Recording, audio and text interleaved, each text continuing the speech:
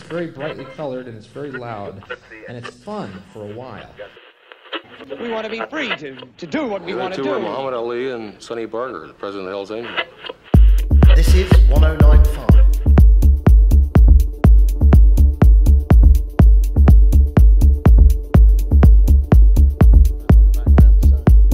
I couldn't hear it even if it was really fucking loud.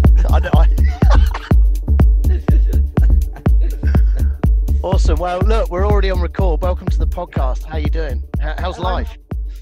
Life is good. I mean, I kind of, when I wake up in the morning, have my coffee and put on the UK news and learn how terrible it is in not just England, but everywhere else. And I mean, we've been saying it for months here on Kopangan, how blessed we are to actually kind of be in Thailand, especially, island life, because, we're COVID free. So the only restriction we had, I get, was the same as you, I guess, some months back with the lockdown, which lasted 5 weeks, but it was only 10 p.m. till, or 11 p.m. originally till 5, and then 10 till 11. I'm kind of still curious as to why they think that the virus, I mean, not just Thailand, but every country that has this night lockdown. I guess it stops people going drinking and stuff, but it kind of insinuates that the virus is way more active at nighttime. But no, we're blessed. I mean, now, some of the parties are back, not the full moon or jungle experience or half moon, but the small parties are back. But originally they were going till just midnight. Now that's been pushed to 2 to 4. And there was one the other night that I have no idea what time the next day it finished. So yeah, I mean, and with a mask, we just wear a mask going into the 7, in the 7s or family macro. And that's pretty much, that's the effect. It's, we're free.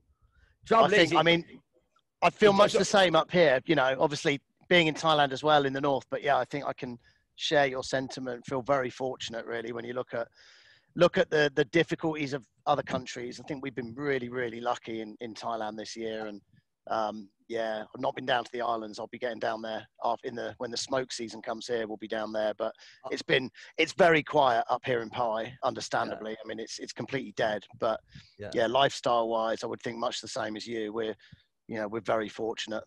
I think we're kind of slightly better than you because we're quite a way south from you. So we're definitely warmer. God, it's almost a year ago. It was December.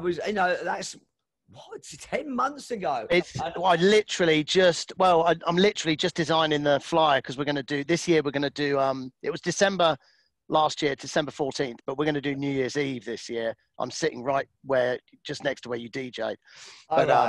But yeah, I mean, that is nearly a year ago. You were up here, right? You did a few gigs. I mean, not just here. You played in a few places. It was heaving. The whole place looked very different this time last year. Yeah, I know it was good. It's just that it was for those of you that think Thailand is just hot everywhere. When you go to the north, so it was 26 degrees the other night here at night, and I was freezing. I put a jumper on. And I know if you're in Europe listening to this, you're thinking like 26 degrees, really? But, we get used to 30, 32, 35, 38 in the day. Obviously, we have our winter time, but, but we're only an hour north of the equator.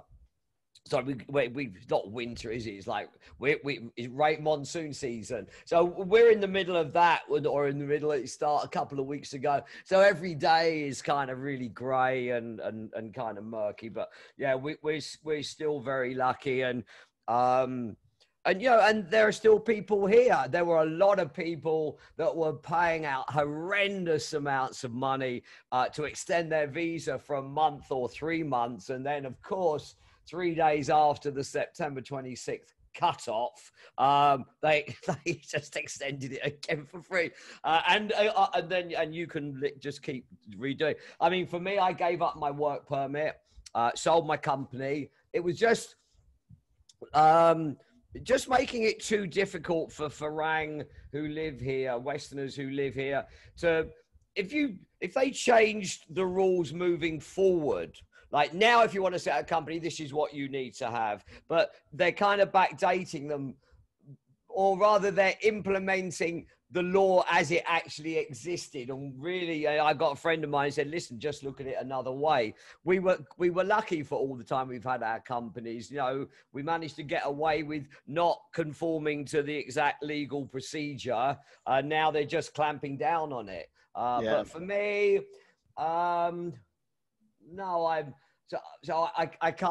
I'm not really playing anymore. I'm putting all my efforts, you know, it is quiet. So there are parties, but to go and play to 20, 30 people, I'm spending my money on production masterclass lessons. I want to up my studio productions. So I'm looking to Europe. You know, I'm back there in Easter. Well, so you would have been there this year, right? Because actually it must have disrupted your whole calendar. I think when we last chatted, which was beginning of the year, you would have been off. Was it to Peach? And you would have been in Ibiza playing, and you had stuff going on in London, like kind of Easter, May, June. So all of that obviously got just kind of sidelined, right? Yeah, I mean, you know, and if I had have gone, I mean, it was all very open until like those last weeks of March, when it was decided, you know, when every country in the world closed their borders. But if I had gone that little bit earlier, because actually my flight back, if I normally, so like for example, Easter was like April 10 this year. So normally I would have gone back on 6, but and normally I book Bangkok, London, Bangkok, but for the last 2 years I booked London, Bangkok, London. So the best flight for me was actually coming back the week before Easter, because the flights were actually much cheaper, you know, than actually Easter week. And yeah, I was literally like 3 days away from getting on. You know, my bag was packed, and of course, if I had have gone back, I'd have been stuck there. And you would have been, you'd either have been in Ibiza or London. So and I'd have been stuck with my very, very, very dear friend Robert Simpson, because I stay with him when I go back. But I think after 7 months, I think he would be ready to start kicking me out. So so we just, you know, the venue's been rebooked for next year. Coco, which was like used to be Camden Palace, which is the spiritual home of Peach. We were there for like 6 years. That closed 18 months ago for a major 35 mil English refit. Then they had the fire, so that put everything back 3 months. But they're pretty confident now of opening August next year. It's July next year. So we'll be back in Coco in September. So we'll have 2 events. And yeah, so my thing is to up my production game. So when I do go back, sure, my career's never going to come back like it was. And I don't think I could handle it like it was. It was too extreme. But, you know, if I can up my productions, and so when I'm back, not just Ibiza, but the rest of Europe, and, you know, and make some fairly okay money. Because obviously, you know, here now, yes, for sure, there's a lot less tourists, and not that the DJ wages are any good anyway. If you're watching in Europe, if I say to you, we get between, well, some people are playing for 500 baht. Europe, that's 10 quid, less than 10 quid. And 1,000, they're saying, well, no people, and of course no one's charging any door entry, so the only money is to be made on the bar. And of course, you know, all the tourists that got stuck here legally, you know, most of them weren't working. they're having money sent from their home countries, and it doesn't include going out partying every night. There's not the money, so yeah, there aren't that many people, and so now the average money is, say, some people playing for a 500, but between 1,000 and 3,000 bar a gig, which is like 20 quid to 60 quid. Yeah, right. That's not really comparable to what you'd be wanting to get in a London nightclub. So yeah, and so I'm thinking, okay, I'm not wealthy by any stretch of the imagination, having been married 3 times and putting a lot of the money I earned back then up my nose. I wish I could have that money back. But I get, I had invested in some private pensions which pay, and I mean, and for be honest. I'm gonna be honest. For me, I kind of was in January. I was thinking, I wonder when I get my UK pension. So I Googled it. Like, I put my birthday in, and it was like, oh, I'm eligible. I was eligible March 20 this year because I'm 66. So, and I thought that actually you had to be 67 now to get your government pension. And so I got my first pension at the end of April. So it worked out brilliantly because there was no work for all those months. So that with my private, I'm making like £1,000 a month from my pensions, which it wouldn't be enough if I lived in England, but it's 40,000 a month here. The villa's paid for, the house is paid for. Today actually is day 1 of a month abstinence of alcohol because I realized how much money I'm spending on alcohol. So yeah. Well, there you go. Well, you mentioned your age, so that's given me a good segue. I don't need to be worried about mentioning your age now, but it's something I wanted to ask. I mean, in terms of are there any DJs that have been on the circuit longer than you? I don't think there would be, would there? Well, I mean, there's certainly none that look like that at 66. So I gym every day. I mean, I smoke, which is I've got to knock that on the head, and I've got the vape. No, because Tong is 10 years younger. Cox is 10 years younger. Tenaglia, I would guess is hitting late 50s. Yeah, I mean, most of those guys. Carl Cox, he's obviously younger as well, but he started really early as well, right? I mean, your journey into DJing was before, what people think of as DJing now, right? I mean, it was Gulliver's, right? Gulliver's was probably the first. It was long before Gulliver's. Gulliver's was the 80s. It's actually next year. I've been professionally DJing for 50 years. I actually started when I was 15 and playing this, where I lived in Ealing, we had one Jamaican family, and they had used to have a reggae house party called a blues, and it was like opposite our house in Ealing, 3 doors down. And it was Blue Beat then. So you're going, what's this? Early 70s? You're talking early 70s, late 60s. It was late 60s. Okay. Yeah. I mean, it was like 60. So 68, 69, 68, it was, Blue Beat became Rocksteady, Rocksteady became reggae. My brother was seriously into Blue Beat and Rocksteady. So obviously I kind of went along with that and fell in love with it. And, once upon a time I had every Studio One record that was ever released. I gave them all away. What was DJing back then? I mean, what was it? Was it putting a record on a turntable? Was it 2 turntables? Was there a mixer? I imagine there was none of that stuff, right? At the blues, it was. I mean, the whole thing about the blues parties back in those days. It was a DJ, a toaster like an MC, 1 record deck, and of course, with reggae in the early years of reggae, not the more commercial Trojan stuff, like Desmond Decker or the Upsetters or Toots and the Maytals, but the more underground stuff was all based on a rhythm. So, you know, that rhythm, someone came out with a rhythm and then people would do answer versions. So, yeah, you went to the gig, you put the record on, and then when that finished, you took the arm off the record, that the toaster would be chatting away, and then you put up the next one. But my brother was an electronics wizard. He ended up a major in the Royal Signals, actually. And he built a preamp, because you couldn't buy them in those days, a preamp that you could put two record players, two decks into. And they were Garrard SP25 Mark IIIs, belt drive with a rubber mat, which you took the rubber mat off and you put a felt slip mat. So you held the slip mat while the needle was on it. And that's what he would take across the road to Huntley Tingle monthly blues.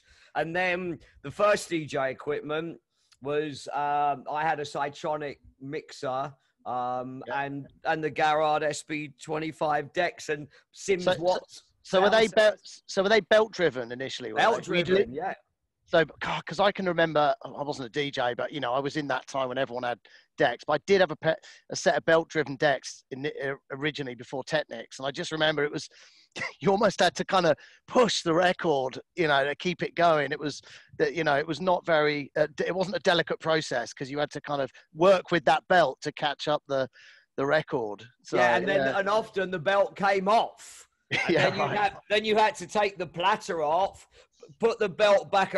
So imagine like a round platter. The belt was around it. Then it was on to the platter. Then it was onto this little wheel. And if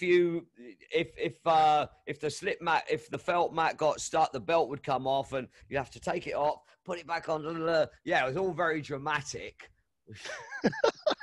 And for you, when was the kind of turning or the tipping point really? And actually was, I mean, the way I see it, you know, I grew up in, you know, I was born in the 70s. I was right in the kind of midst of what I would consider being the rave era, and the drug element was huge.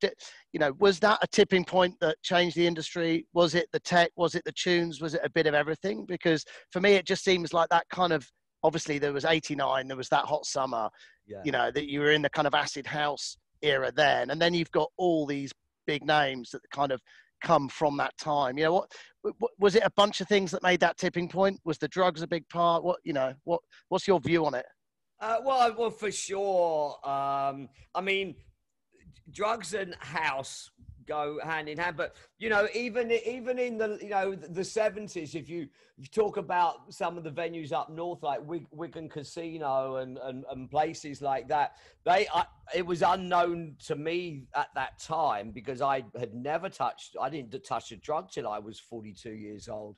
But speed was huge, you know, in the 60s and the 70s. And then of course, you know, I mean, it's kind of set in history, isn't it? Of the Rampling, Tong, Johnny Walker, Oakenfold, and I have to add him because he always moans that he was left out of the famous four when it was actually the famous five. Was Alex Gold, you know, their trip to Ibiza in '88 and discovered, but you know, the Balearic Vibe and literally, you know, brought the whole thing back to England with ecstasy. And funny enough, I heard a story only a couple of weeks ago, and I'm pretty sure it was Kevin Saunderson from Inner City, who played in London or Manchester in the January or February of '88, because the Summer of Love was '88, wasn't it? And he played in 88, 89. I can't remember. It was the hot summer, right? I thought it was 89, but it could be 88. I don't know. Yeah, anyway, you semantic. But it was the January. Yeah, maybe it was maybe it was 89 because it was the summer, that summer with Tong, etc. Discovering the Balearic Vibe at Amnesia and also Padilla and DJs like that. But anyway, so Saunderson was booked to play, and he played in Manchester or London in the January of either 88 or 89. And there was no ecstasy around. There was no pills. And then he came back in the September, and it was like, my God, what's happened to Clubland? Everyone's going mad. It's like, everyone's on E. And yeah, so for sure. I mean, it was a game changer. Wasn't it? I remember that same story. I think it was. Did Oakenfold open Heaven? Was that his club? Was he the financier? Well, no, it wasn't his club, but he put on his night. I just remember him, to what you're saying, that story of, I'm sure they were kind of at the point of going broke, and it was that around that same time, and obviously, and Ecstasy hit the streets, and it was, I think it was within a kind of 6-month period, it went from an empty club to a heaving kind of Friday, Saturday night, or whatever it was. But yeah, it was Heaven. He was involved in it in some way, for sure. Yeah, it was called. Was it called The Project, or was funny enough, I watched a really good documentary on the 88, 89 scene, and Oakenfold was in it, and he actually went back to his original club. So this was like Acid House. This was 87, 88, and they were on acid, not on ecstasy. And it was somewhere in South London, and it was quite. It was a really good documentary, because they went to to his first promotion, his first club, and it was somewhere in South London, and then because Rampling had Shoom, of course, in the Tottenham Court Road, and I think the first was Project, but yes, for sure he did something at Heaven. So you've been right through that journey, right? But you also, we didn't chat about Gulliver's. I wanted to mention it because that was before all that, right? Gulliver's was the 80s, but it was a big part of what you were known for, and it was an interesting time, right? I mean, it was before this, what we think of as modern rave. It was, again, kind of in between what you're talking about, the disco and the one turntable, and then the major DJs. But Gulliver's was where was it, in Mayfair in London, right? But that was a bit of a kind of hub for interesting people and activities and nightlife. Well, yeah, I mean, I can say it now. There were two owners, Phil and Graham.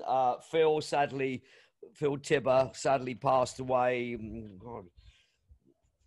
maybe 8 years ago, maybe longer. Graham, the other owner, we were talking on Facebook a little while ago. He's not well. I was resident there, so I used to go. So in the 70s, 76 to 79, I did my first promotion, and it was in a ballroom of a pub in Greenford called the Railway Hotel, and I called the night Champers. And I used to go out at 3 o'clock in the morning in my van, putting up the big 4-quad posters with the wallpaper paste. I did that all over West London. And we used to get 500 kids in there on when I say kids, it was meant to be over 18, but basically it was all of Greenford High School and the surrounding areas. And it was 7:30 to 10:30. And one of the guys that used to come, Eddie, he told me about this club called Gulliver's. And yeah, I was making like £400 every Sunday, which back in 78 would be like $4,000 English now. God knows where that all went. But he told me about this club called Gulliver's. So, and we went one Saturday night, we went into the West End, and I just said, I want to join. And Phil looked at me and like, no, I wasn't anybody then. And he said, I think you should probably have a look inside first, because it's an all black club basically. And back in those the late 70s, early 80s, it was very Nigerian, Ethiopian, and the change to West Indian occurred about 83, 84. But the resident DJ there was a guy called Graham Cantor. Fat Man was his nickname, Graham Fat Man Cantor. He passed away, like mid 80s. But to me, probably the best DJ that ever came out of the UK. Certainly at that time, he was blessed with a voice. His knowledge of black music was unprecedented, and he was just the most amazing amazing DJ. You know, he would chat over the intros of tracks and the timing was perfect, but he had this, hey, it's the Gullivers, welcome to it's the Fat Man one. And it's like, oh God, I went to speech therapy for 3 years to try and get a voice like him. and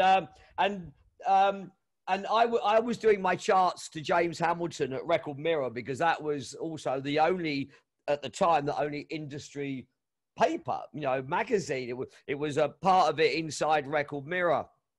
And James, you know, then started writing about Champers. I was booking Robbie Vincent, Johnny, Roger Scott, because he was on Capitol at the time, but you know, doing a daytime show, but it was all about these radio DJs. And of course, Robbie and Greg Edwards, of course. And I used to book Fat Man into my club.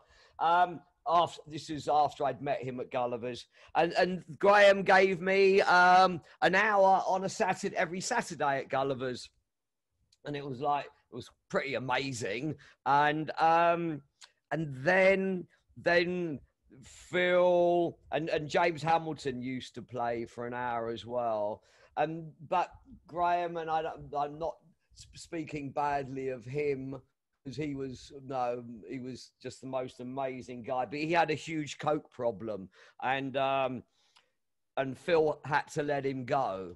And Phil he called me, and he offered me the gig as, you know, residency and shit. I mean, they were huge shoes to try and fill in the first place, because Graham, not only Gulliver's, when Robbie Vincent went on holiday, Graham was the one that sat in for Robbie on his Radio London Saturday show, 11:30 till 2 on a Saturday.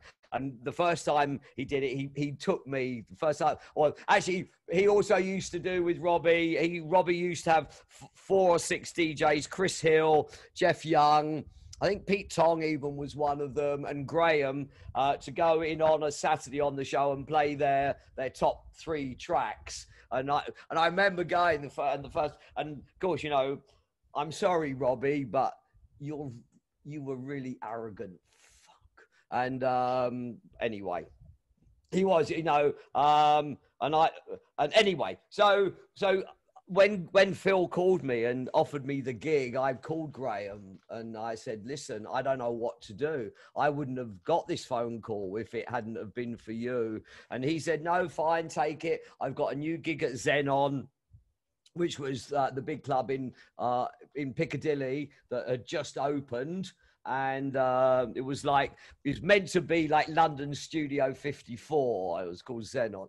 And so I took the gig, and I did 6 nights a week, 7 hours a night for 9 years. And that's I believe where I learned my craft. And that took you right into so when was that? That took you into then what we kind of think of as modern kind of the rave scene was at the end of that, right?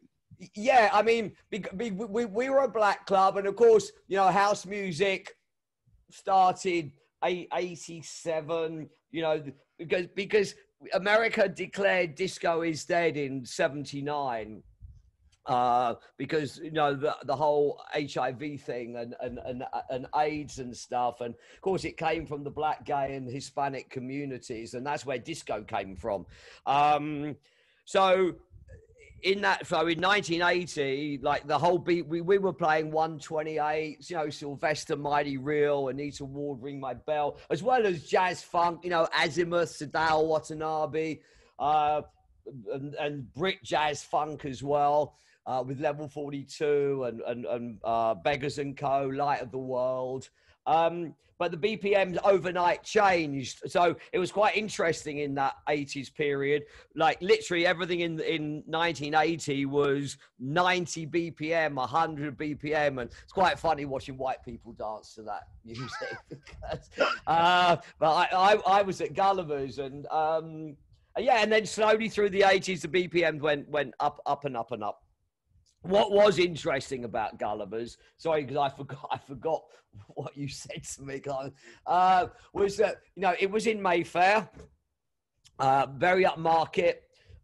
We used to have 2 hour. I can talk about this now because the club is finished, but there is actually on Facebook a Gulliver's. Let me just say what I was looking when I was doing research before. I couldn't find anything actually. Yeah, so. no, there is. Okay, so if people want to just the original Gulliver's nightclub, if you put that into the search in Facebook, and it brings up the page, original Gulliver's nightclub disco down street Mayfair, and yeah, though there's it's only actually got 248 members. People don't really push it, but yeah, so you paid your money at I don't know what the membership was. I think it might have been like 50 quid a year, and that got you in free.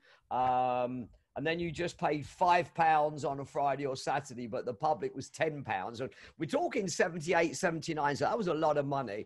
So you had. Then you walk downstairs into you paid at the top. You walk downstairs into the club. You had Ricky and Hassan, the 2 Arabs that always had the best table in the club, and the club was maybe 200 people. Maybe it was even less than that. Dance floor, tables around. Bar to the right. So Ricky and Hassan had the best table. Walked downstairs on the left. On the right-hand side of the entrance was the unisex toilets with 2 security, Peter and Dino. And the DJ box, well, actually, when I was there in 83, the club had a refurb. Originally, it was stuck away in this corner, and you couldn't really see anything. And then they moved up.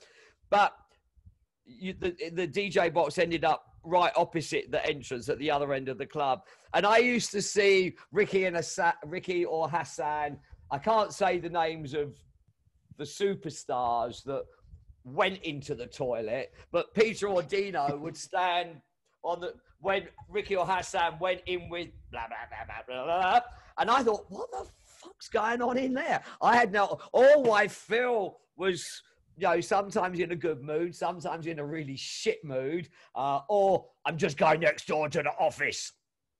And we talked subsequently, I don't know, mid-90s, 93, 94, when I first played in Lanzarote or Tenerife. The club finished in 89 because they sold, the lease had run out, and then Graham carried it on his own and relaunched Gulliver's in just off Carnaby Street. Kind of worked, but not too well. And but Phil had in 88. So they always both had Rolls Royces, which now doesn't sound any big thing, but back in the day, and their houses were in Surrey near Box Hill. Both had swimming pools. Those houses now probably £10 million houses. So Phil sold up, bought four or five villas in Lanzarote and just lived off the rent on off them. And we were talking, and I said, and of course by now I'd started doing a little bit of this, and so I kind of realized what was going on in the toilets in Gulliver's, and we talked about it. He said his office was the biggest coke den in London, and it was like, but it was it was all naive. But the only downside, Matthew, about being there in the 80s was that I kind of missed out on that 88 period of all the M25 raves, because I was at Gulliver's. I wasn't doing drugs. I was born in 54, so 64, 74, 84. I was already 30 years old, and I was married. I had some kids.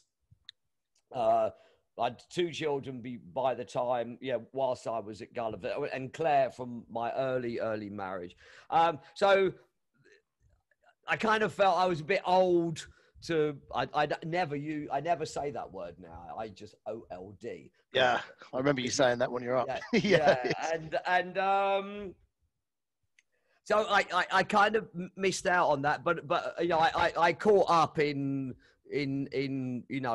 91, but we were a black club, so when house came in, I was playing house music from 87, all the early tracks, the early DJ International, because by that time In the mid 80s, you had labels like Solar, the Sound of Los Angeles. You had Prelude.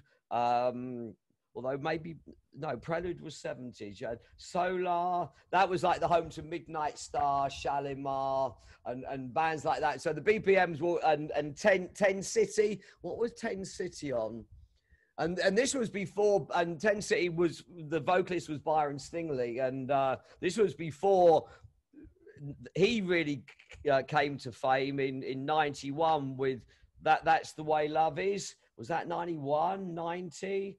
And so we were a black club, so I was playing that stuff, but I was kind of unaware of this other scene that was going on. And, you know, luckily I was involved in the application for the KISS license, because in the early 80s I was doing all the Pirates. I was involved with Radio London on the Radio London Soul Nights Out, which Tony Blackburn headlined, and I played that pretty much every week.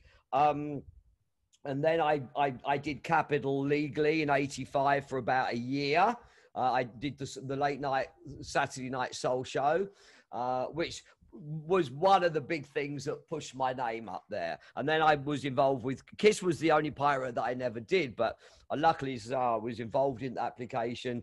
Given the worst two shows that I didn't want, the breakfast show and the chart show, but breakfast show went after 2 years. But luckily with the chart show, Malibu came on as a sponsor, and I got an extra hour to play what I wanted to. It was meant to be to play the music that was likely to enter the charts in 2 or 3 weeks' time. But of course, I totally abused that and just played house music in mixes, and that did my name a lot of good. So like in 92, I was kind of, I was well ensconced into the house music scene. Yeah, then you came. And when did you've played in Europe a lot, right? I mean, outside you've played, when did you first get to Ibiza? Was it around that time? 93.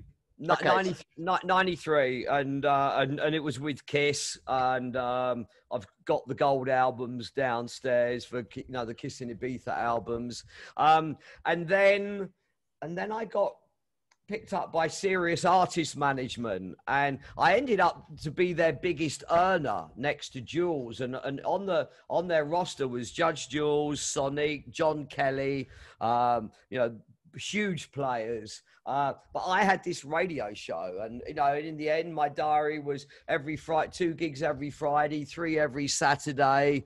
And, you know, and then the world opened up probably 95, when I really started to travel every weekend.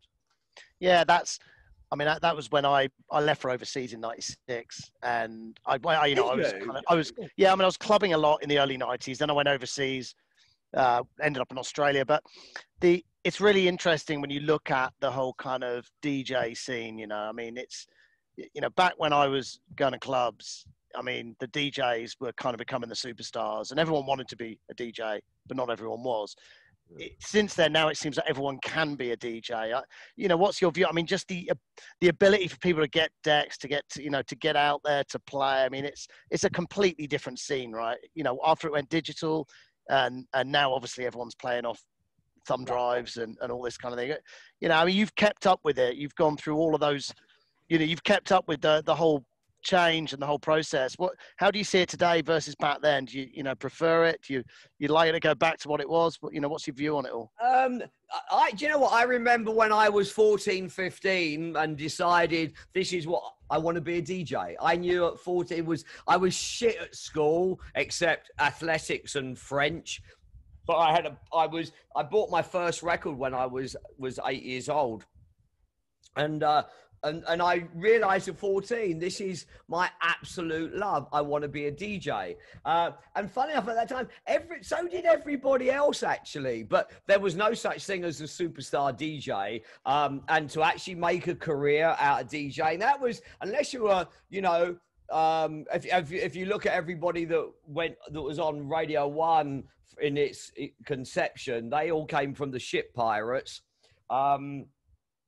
And, you know, you had to be on the radio to make a living out of this. Otherwise, you'd just be a mobile DJ. I think the amount of people, yeah, everyone wanted to be a DJ then as they do now. Yeah, it's certainly easier now because people just can just download tracks for free, buy the top 10 from Beatport and go, I'm a DJ. And I had this discussion with David Chong, who's probably my favorite DJ here on Copenhagen. And he was playing vinyl, but he was playing in top clubs in Paris back in the 80s. So I have massive respect for him. And we were talking and I said, you know, if you want to be a photographer or a doctor or a mechanic or in the fashion industry, when you leave school, you go to college or uni and you do your degree. And if you want to be a photographer, you know, you're taught all about people like David Bailey and stuff. But to be a DJ, you can say, download tracks, a top 10, I'm a DJ. So I said, let's make a questionnaire. So you say this, you love this thing called house music. What do you actually really know about it? So I compiled the questions, actually. David sent them to David. He said, oh, wow, this is awesome. And of course, he answered every one. And they were, you know, they weren't that difficult. It was, you know, like, what was the first ever house label? It was actually Tracks. And where did house music originate? Chicago. Where did the name come from? From a club called The Warehouse. And people in Chicago would go into the record shops and say, I want the music they play at the house. And that's where the word house music comes from. And, you know, and similar kind of questions, that not rocket science. And I said to David, listen, if I post this on my own, I'm going to get the haters, but everyone loves David. I mean, there's a lot of people that love me, but I'm sure there's people that hate me. And so David, I said, simultaneously, we posted the questions. And David got, oh my, David, brilliant. I got, what is it? Does it really matter a fuck if we don't know about where house music comes from? And so that's my kind of point. And, you know, there's a lot of DJs on this island now who probably have no idea, but we shouldn't hold that against them. I'm doing like quite a few DJ classes. I'm teaching people. I can't teach them. You can't teach anyone to find the music. I just teach them the basic of how house music is produced with it's 4 to the floor, but everything happens every 16 bars. And to understand that as far as the rhythm goes and where breakdowns occur and where you should start mixing. And because I bought the XR2, the RX2, the Pioneer all-in-one controller. When I say controller, it's not a laptop controller. It's just me. And I use the sync button on that because I don't have to prove to anybody I can mix anymore. And so here's the funny thing. House music is such a huge umbrella. You know, I made my name in the 80s playing soul. And I kind of really went like really huge, I would say 97, because I was first onto trance, or 95 when it was Dream House. And I was like, me and Jules and I, we were the first kind of two people, like, I think I can say that, like, massively on it. And that's what kind of broke me worldwide. But when you played trance, you knew that you were walking into a club and you were going to please 100% of the people 100% of the time. But with house music, wow, different ball game. And, you know, if you think about the early 90s, there weren't really genres. You know, you had happy house and piano house, Italo house, but they were all kind of quite similar. But when you were playing, I'm going to say Robin S. People might go there, but, you know, when Robin S. first came out, it was, you know, the Nightcrawlers, they were underground tracks.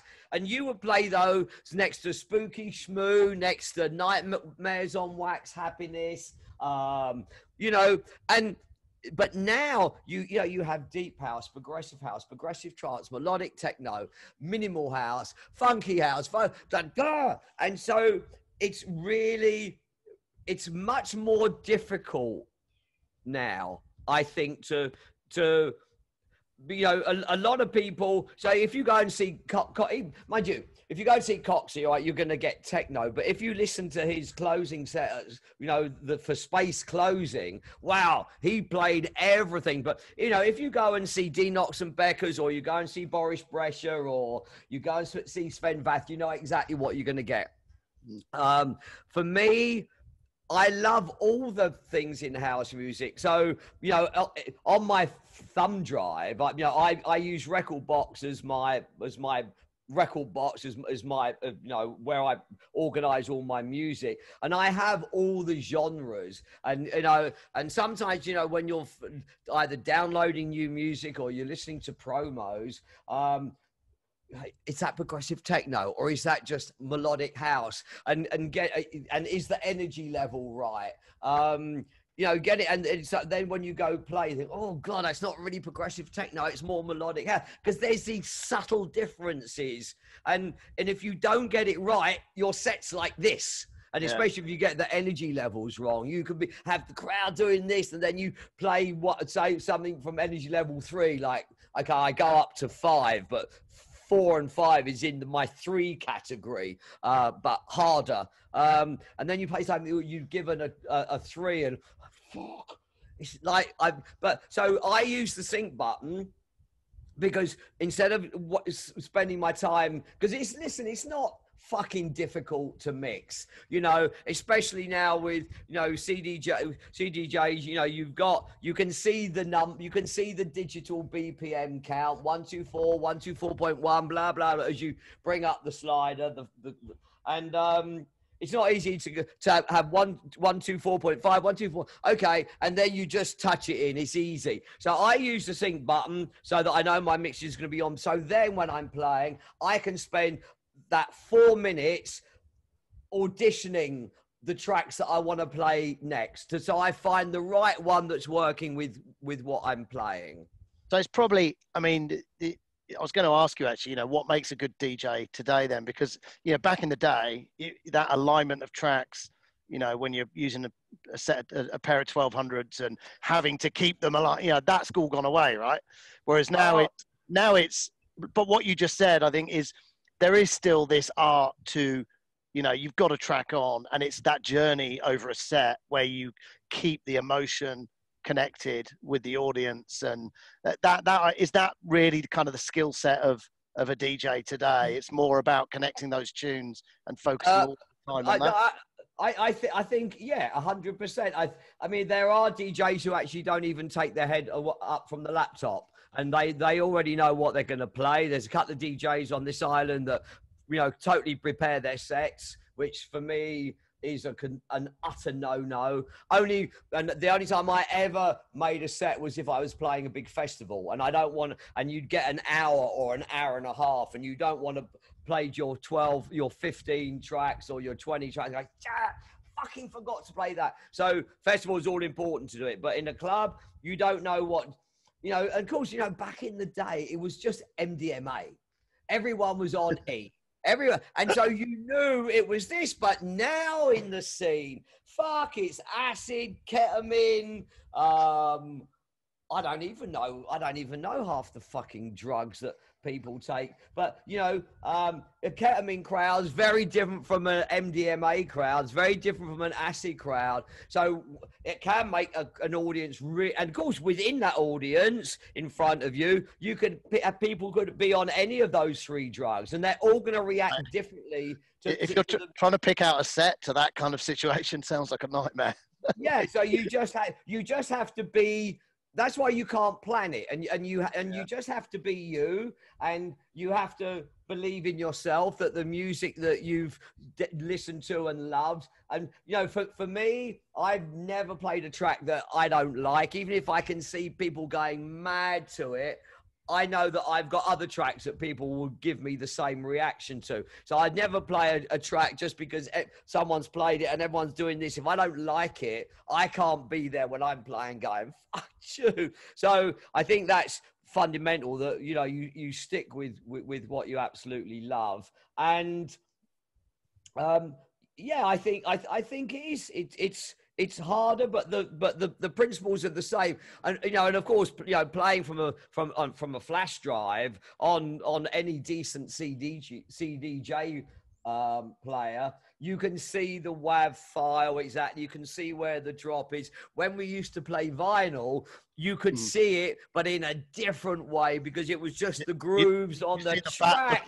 The fat line in the track in the vinyl where you had the break, and then you've got you could see it, and I always used to put a little sticker on the first beat, so that when I put the needle on the record and the drum beat goes like this, when I put it was always on the first kick, but the mixing was fundamentally the same, +8 on a 1200 1210 +8 on a CDJs is generally one BPM. So if you were playing, if you were at 0 on the turntable, and you were and I used to have my records and my in my record sleeves, I'd have my stickers with the name, with the artist, the title, and then different colored stickers, like 2 for big uplifting trance, red and yellow for more tech trance, red for more kind of, it wasn't tech house,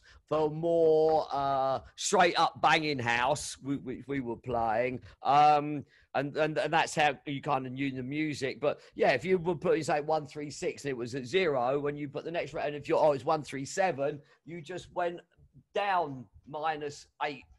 But there was only the Vestax gave you a digital readout, like you see on the CDJ, but like where you could see minus, plus, -7, -8, plus whatever. I actually liked Vestax, and so you would just pitch it up or pitch it down. For sure there was no sync, so it was. And God, if I listened. Sometimes people have sent me, I've got this mix of yours, which we bought in Camden Market. And I said, okay, do me a favor. Can you make it digital and send me? And I listen back to it and think, fuck. Well, an old cassette. It's an old cassette, is it? That they've No, but the mixing was fucking terrible. Have you ever? I don't know. You ever hear that Sasha? There was this Sasha cassette that used to go around in the 90s. It's still a great mix. It's Universe. I think it's Universe 90, and I think he passes out halfway through the set. It's got the best tunes ever, but there's this one bit where it just goes across and there's some brilliant tunes and some awful mixes on there. It was a really popular mixtape that just went around the UK in the 90s. But well, there's always that legendary story of Sasha and John when they were doing the first. Oh God, this is the trouble with OLD. Your memory. The first Tribal Gathering, Universe, Northern Exposure. Oh no, Northern Exposure. That was the 2 of them. That was that was the 2 of Sasha and Dickweed. Yeah, because they released a bunch of albums, and then they toured together. I saw them in Sydney actually back in '97 on that tour. Always remember it because they were playing, it was a Northern Exposure tour, and some guy came out and said, Daniela Westbrook's in the toilet doing cocaine.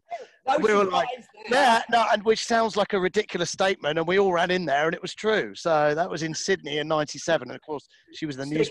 Shitloads of gear up her nose, I'm sure, because Daniela Westbrook. So back in the early '90s, there was a brilliant Sunday night called The Jungle at the Epping Forest Country Club, and they just decked it out with camouflage, and it was can't remember the fucking Terry and but anyway, I ended up playing there monthly, but when I first heard about this place, it was my Sunday night, and I'd work Friday, Saturday. I was first in the queue at 8 o'clock because it was like Sunday, and I just started taking pills, and all the East Enders everyone from EastEnders was in, because they all come from Essex. So everyone that was everyone, and they were all off their fucking tits every single Sunday. I can't remember the cast, but at one pitch we had, when we were at the Café de Paris, so I guess that was 95, all of Take That came in. And I was married at the time with Mel, and Mel was in, she was quite a bit younger than me. And she said, oh my God, Take That are in the house. Who the fuck's Take That? And and then she pointed them out, and they were all nutted on the dance floor as well. They were, but going back to that Northern Exposure, there was just that one story on when they toured that first album, where John, I don't know how true it is, I wasn't there, but when John had to take Sasha off because he just couldn't mix for, Well, I've heard a few. Yeah, I mean, actually, I saw him as well in 2000 in Sydney on Bondi Beach, and yeah, he was pretty wasted then. Yeah. I mean, it was pretty obvious. He was doing the midnight set, and it was, yeah. He's in Ibiza now, right? Permanent. I've been watching. He's doing some awesome mixes at the moment, and Sasha's fucking amazing. I just love his. I've always loved his music. Still do. I remember seeing him in clubs in like the early 90s when his music was very different then, obviously. But he's always had that. He's had that kind of orchestral approach to dance music, I think, like Orbital is a band I love the way that they approach electronic music. But Sasha as a DJ and an artist, yeah, amazing. And he's doing some really cool stuff, which I want to ask you about this. I'm mindful of time, but he's doing some cool stuff during lockdown. He's done some awesome virtual sets. He did one on a boat, another one on a beach where he's interviewed. I must check that out. They're on his page. He's done some great ones, but it was a question I want to ask him. I mean, you've obviously been doing some stuff as well. How's it been, this whole kind of virtual scene? Like, what? Great. So has it been fun? Has it? Yeah. So here on the island, we did a thing called Kopangan Dance Community. There's the banner. There's the banner up. It's upside down. So that was the backdrop. So that would go where that is, which is over my window as you look to the ocean. And this is so. I invested in cameras, so this is my studio setup.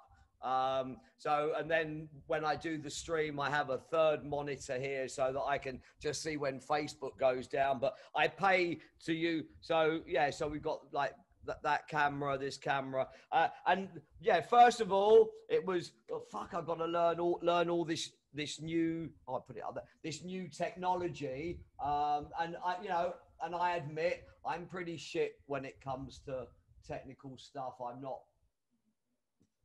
can't even put a camera up. I'm pretty shit when it comes to technical stuff, but I learned it. It was lots of panic because I invested in Restream, and I use. Yeah, it's good. It's all good. Streamlabs. So that's free. So Streamlabs is my thing, and then Restream. So I pay for Mixcloud Live. I have my YouTube channel. So with Restream that allows me YouTube, Facebook, Mixcloud, YouTube, and Twitch, and I have my Twitch channel. So when we were doing the Kopangan, that was all the DJs on the island. We had 7, and they were coming here, and we did them. The first one we did from my lounge, and then I decided this is too much work, so I set all this up. Well, I just set the cameras up here. So, and I learned the software. So it was really, really, really, but initially, yeah, there was problems with the audio. I had a problem with audio, and it drove me fucking mad. And then once it all came together, then I realized, and this was the great thing about COVID. And I don't mean to be disrespectful to anyone who's suffering because of COVID, but for me, even living here and not playing the shows that I used to play, but just, get regular gigs, I'm still working 10 hours a day, producing, finding new music, doing the radio show every week. So that's, And I thought, I don't have to sit in here 10 hours a day. Like, the pressure's off. So I actually discovered what having a life means, thanks to COVID. So literally I wake up, I go to the gym, have my swim, because I've got a nice pool, and I do like 400 meters in there. Then I do a half-hour in January, I discovered meditation, because I've been in a bit of a bad place a couple of years prior to that.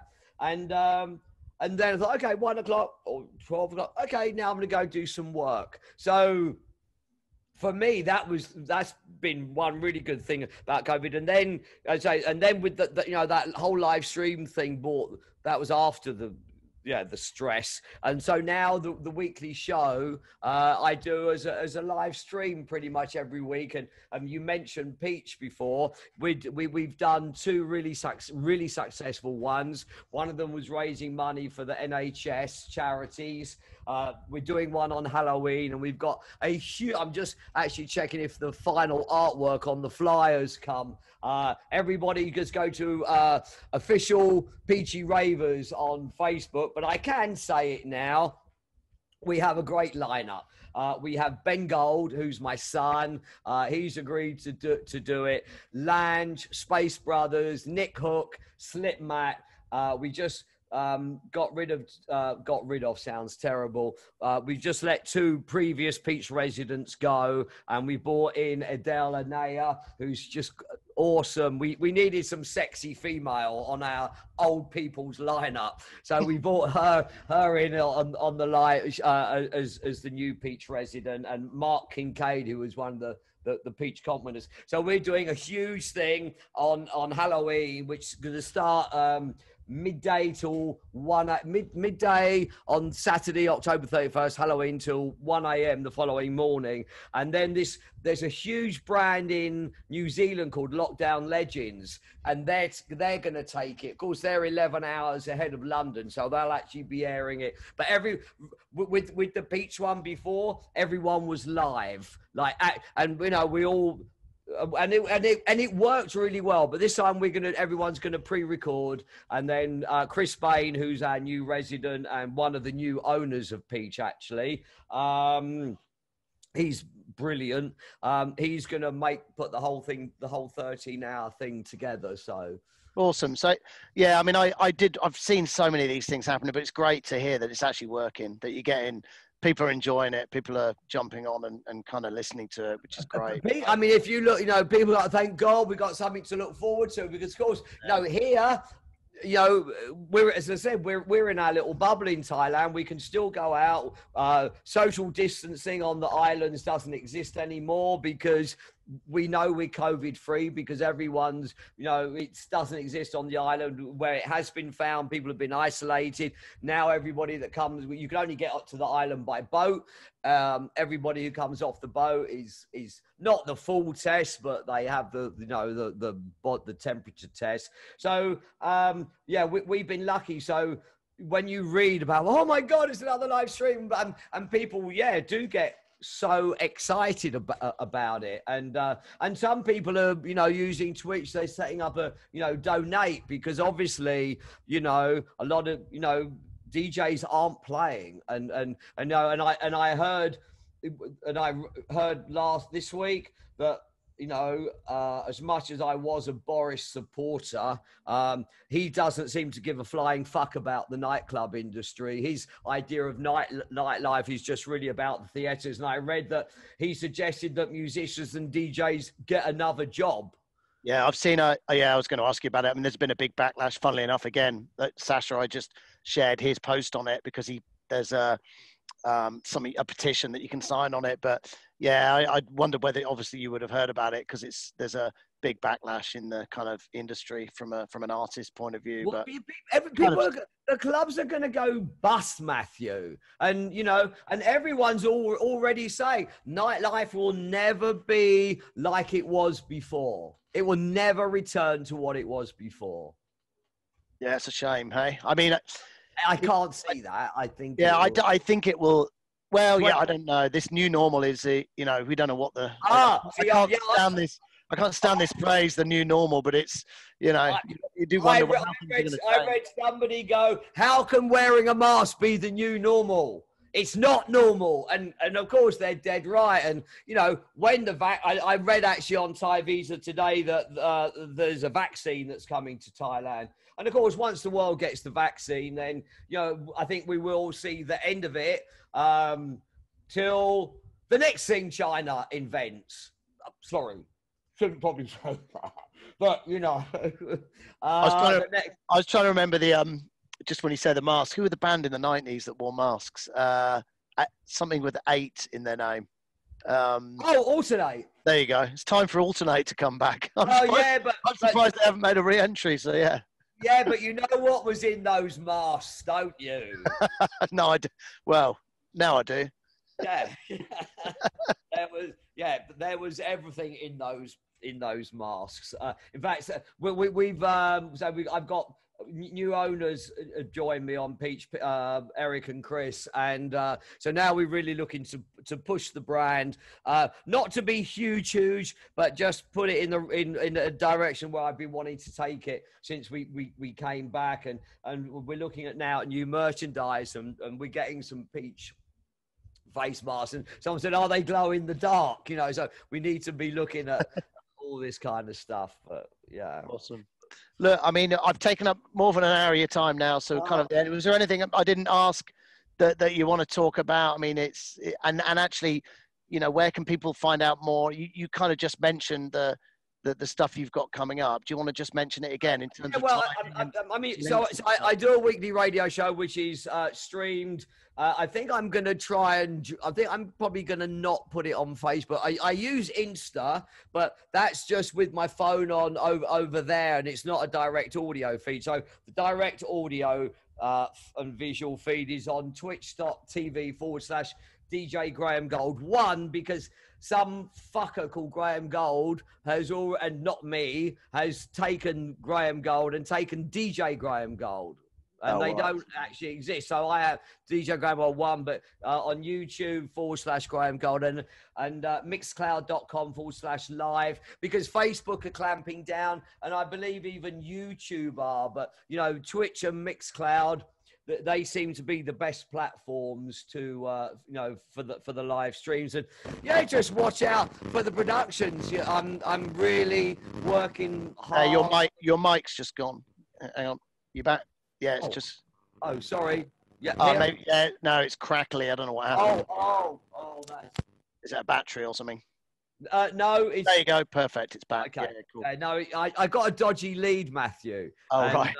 And yeah, when I do I record the show, and then I record it into Ableton, and then and when I do the live stream, I'm normally like 5-8 minutes, just blah blah blah. It's nice to be personal and, you know, talk about just general stuff and what's coming up in the show. But when I do the actual links for the show, there's about 30 stations globally.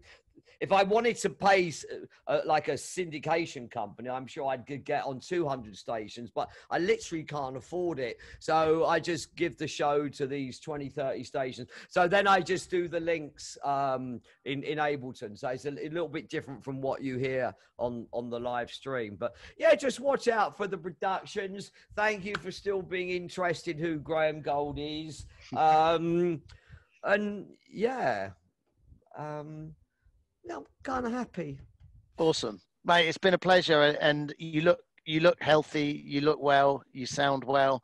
No, I like that. Right. One last pose for the audience. And yeah, we will. We'll be down next year when the smoke starts. I think we're going to come down either to I'll work out of Samui or Copenhagen. And obviously, if you're up here, we're probably going to do our party on New Year's. There is your that's where you DJed last year. So yeah, there'll be someone DJing there at some point. And if you're up here, of course, you're always welcome. So yeah, hopefully catch up again soon. So yeah, well, Damien was going to bring me up in November. But I've cancelled the work permit, and he was a bit worried about that. And you can actually, you know, if I was overseas, I think it's very easy to get a one-time work visa, like I always got if I played in Australia or New Zealand or Canada. For America, I had 3 lots of 3-year green cards. But and I think maybe because I'm on a retirement visa, that he couldn't get one. So sadly, I've missed out on that. But yeah. Hopefully we see you up here at some point anyway. So I'm obviously up in Pai, but Chiang Mai often. And yeah, if not in the north, I shall see you in the south. We'll catch up. Well, as I said to you when I met you before, you know, I've got a spare room here. You're very welcome to come stay. When you're down in south. Awesome, mate. Very much appreciated. And yeah, good to see you well. And you. Thank you, Matthew.